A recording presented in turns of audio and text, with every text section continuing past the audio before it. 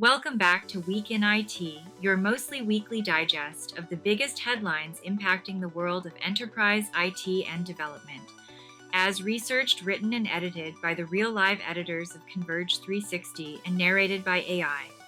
I'm your host, Gladys Rama. First up, there's been a major security alert from Proofpoint researchers.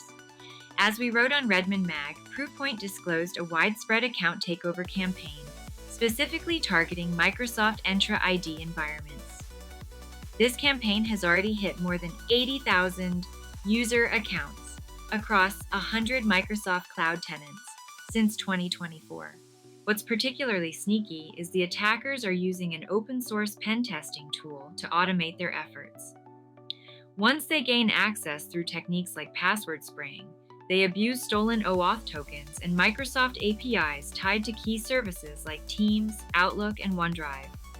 The attacks tend to happen in waves, targeting mostly smaller organizations and selectively hitting larger ones, then pausing for a few days. And once accounts are compromised, attackers can reset policies, steal sensitive data, plant malware, and even disable logs. As a fix, Proofpoint recommends enforcing phishing-resistant multi-factor authentication, which you should probably have implemented anyway, auditing OAuth permissions, and monitoring unusual API traffic, just to start. Next, some long-standing AI alliances are shifting. As we covered on Pure AI, generative giant OpenAI has quietly distanced itself from Scale AI, a data labeling firm, just as Meta announced a $14 billion investment in the company. Scale AI built its business on providing annotated data for AI model training to big names like OpenAI, Google, and Meta. But OpenAI began pivoting away months ago, seeking more specialized providers for its models. Meta, on the other hand, is cozying up to Scale AI. Beyond that massive investment, they've also recruited Scale AI's founder, Alexander Wang, to lead Meta's new superintelligence unit. This unit is tasked with CEO Mark Zuckerberg's moonshot, building next-gen AI to compete with OpenAI's models.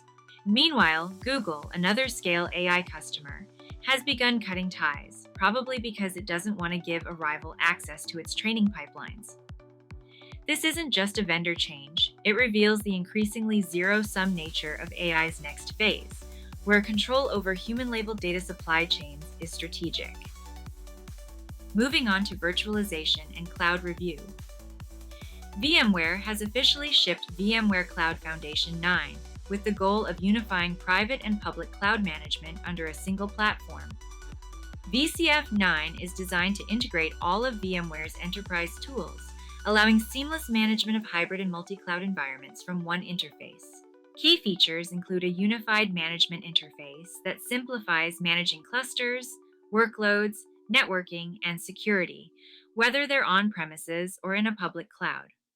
VCF 9 also includes support for both traditional VMs and modern workloads like containers, on top of robust features for data sovereignty and cost visibility.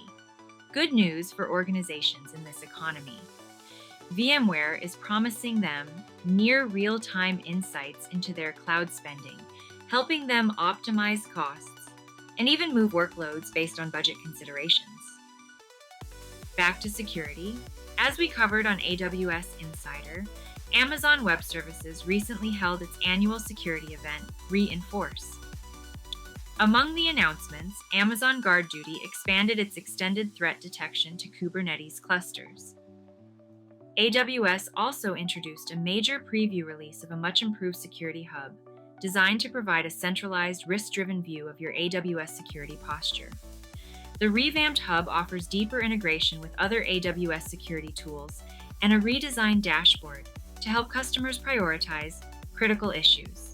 The cloud giant also unveiled a new managed rule group for AWS Network Firewall called Active Threat Defense.